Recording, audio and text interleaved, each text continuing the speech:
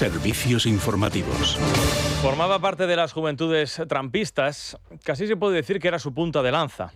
Era un conferenciante muy duro en el tú a tú dialéctico en los debates que nunca solía rehuir. Crítico con la ideología de género, crítico con el Islam, crítico con el aborto, crítico con todo lo que representaba, y en los Estados Unidos es muy potente, la cultura woke. Esta manera de pensar, esta manera de enfrentarse a la realidad y de relacionarse con ella, le granjeó numerosas simpatías para quienes pensaban como él, pero también generó una ola contraria de odio y rechazo, en este caso, que probablemente haya sido lo que haya provocado su asesinato. El asesinato de Charlie Kirk es la noticia de la que hoy más se habla en los Estados Unidos y la que ocupa las portadas de todos los periódicos del otro lado del Atlántico. Fue una muerte, un asesinato a plena luz del día, ante casi 2.000 personas y en directo.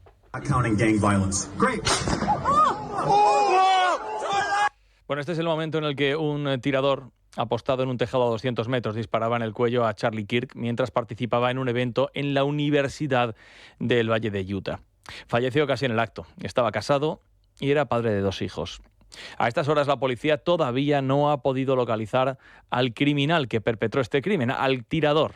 El procedimiento, por cierto, es bastante parecido al intento de asesinato que sufrió Donald Trump en plena precampaña electoral. Miren, es verdad que es cierto que este crimen nos pilla lejos, pero al margen de la inmensa conmoción y el debate público muy profundo y hondo que se ha generado, sí que puede ser útil reflexionar al menos un momento sobre las consecuencias de la creciente polarización mundial que está llevando a una parte de la sociedad a incluso justificar el asesinato, y esto es algo que ayer se reprodujo con bastante frecuencia en numerosos canales de televisión en los Estados Unidos. Los pensamientos de odio llevan a palabras de odio y esto conduce a acciones de odio. Este es el ambiente en el que nos encontramos, decía este analista en la NBC. No puedes tener pensamientos terribles sin esperar a que ocurran acciones terribles. Este tipo de comentarios con los que algunos pretendidos analistas justifican un asesinato nada menos, se han reproducido en las redes sociales, pero no solo en los Estados Unidos, o no solo en el continente americano o en el mundo anglosajón, sino que también se han reproducido en España. Aquí no somos ajenos al mundo globalizado en el que vivimos. Aquí hoy se reproducen en las redes algunas de las frases que pronunciaba este activista, frases polémicas, y se reproducen para colocarlas como pretexto con el que disculpar este cruel asesinato. Se ha llegado a un punto en el que lo más importante ya no son los hechos, por graves que estos parezcan o que sean, sino que lo importante es el color político de quien lo padezca. Miramos a ver quién es la víctima y con arreglo a su ideología nos colocamos en un lado o en otro y analizamos la noticia de una manera o de otra. Y sobre todo lo justificamos sí o procedemos a no justificarlo y criminalizarlo. En otras palabras, la violencia o incluso el asesinato ya no es necesariamente un mal en sí mismo porque se justifica dependiendo del destinatario. Y viene a suceder lo mismo también con la condena. La condena que es verdad hemos escuchado en algunos, pero que ha faltado en el discurso de otros. Si la víctima es de los nuestros, se recurre, como siempre, a la oración simple, sin mayores rodeos. Condeno rotundamente el asesinato de Charlie Kirk. Ya está, sin más. Ahora, cuando quien lo sufre es el contrario, entonces se recurre a la adversativa, dando a entender que el agredido merecía en justicia cualquier acto violento que haya tenido lugar contra esa persona, en este caso incluso hasta un asesinato. Es decir, condeno el asesinato, sin embargo, pero, y ahí viene lo importante. Esto que está sucediendo es un fenómeno creciente. En una encuesta Miren publicada en los Estados Unidos antes del verano, más de la mitad de las personas de izquierdas creía que estaría justificado un magnicidio contra el presidente de los Estados Unidos, Donald Trump. Si hace tiempo la violencia no estaba justificada en la sociedad globalizada por ningún motivo y se condenaba en paliativos, hoy son hechos que se han vuelto aceptables según el color político de quien los sufra. Si Charlie Kirk no recurrió a la violencia, sino que intercambiaba opiniones en acalorados debates, lo hacía de forma, es verdad, pacífica, pero hay quien considera que ser un radical es un motivo que puede llevarte a la muerte.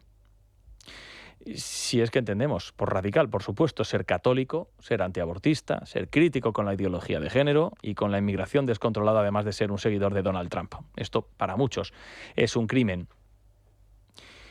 que te puede llevar al asesinato y además se puede justificar, porque hay quien ha justificado en las últimas horas el asesinar a una persona por su forma de pensar. Se justifica la violencia incluso cuando ésta se sobrepone al intercambio pacífico de cualquier tipo de criterio.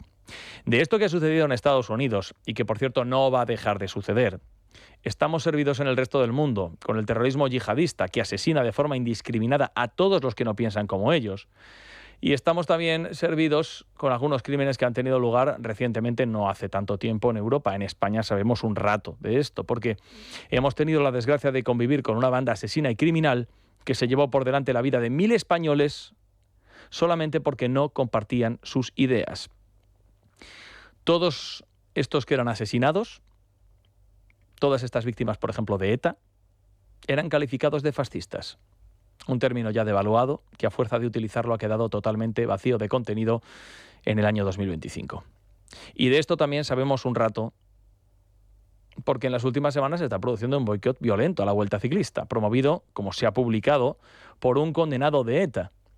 Hemos visto a manifestantes en los últimos días con banderas de Irán o del grupo terrorista libanés Hezbollah, algo que no ha impedido que se encuentre una justificación en una gran parte de la izquierda. Eso sí, si algunas movilizaciones similares tuvieran lugar por otro motivo en el Palacio de la Moncloa o en la sede del Partido Socialista, evidentemente los manifestantes serían calificados de peligrosos extremistas.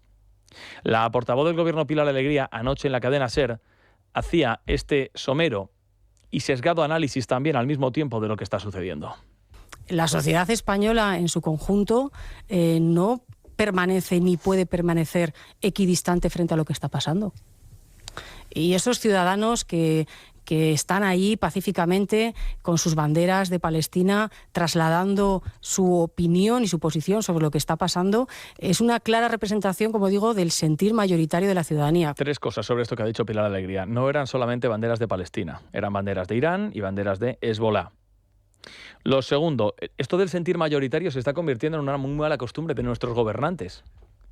El sentir mayoritario de los españoles que, sin ningún tipo de encuesta que lo acredite, utilizan para dar a entender que es que la mayor parte de los ciudadanos están de acuerdo con ellos. Aprobaron la ley de amnistía a pesar de tener en contra la opinión mayoritaria de los españoles. Pilar Alegría dijo hace una semana que la mayor parte de la ciudadanía está de acuerdo en que los jueces prevarican. No es verdad, pero ella aún así lo dice. Y luego lo de forma pacífica. Miren, si como dice Pilar Alegría, los manifestantes están ahí de forma pacífica, ¿por qué se han tenido que acortar muchas de las etapas? Si son pacíficos no habría nada que temer, ¿verdad? Por la integridad de los corredores. ¿Por qué los manifestantes han tirado a ciclistas cuando circulaban a toda velocidad? ¿Por qué los ciclistas tienen miedo? ¿Por qué están asustados si son pacíficos?